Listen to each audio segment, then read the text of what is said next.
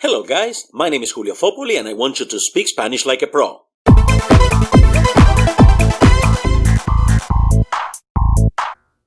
And some more letters. G.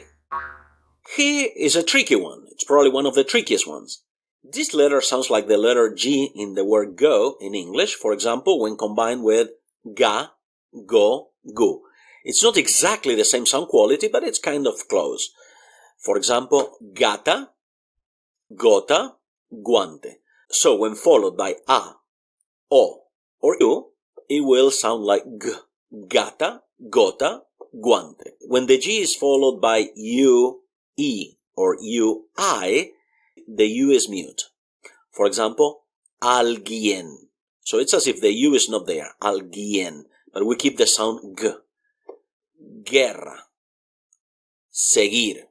But even in this combination, if you notice that the U has these two little dots on top, this is called diéresis, by the way. So if it has these two little dots on top, it means that the U is pronounced here. So in this case, I would say bilingüe. The U retains its own sound. Desagüe. Pingüino.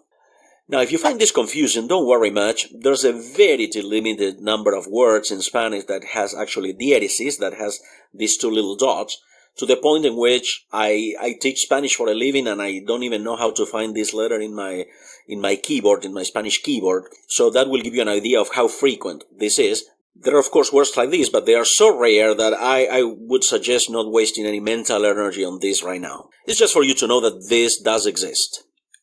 So letter G, within a word, sounds like the H in hot, for example, when followed by E and E. For example, gente, gimnasio, página.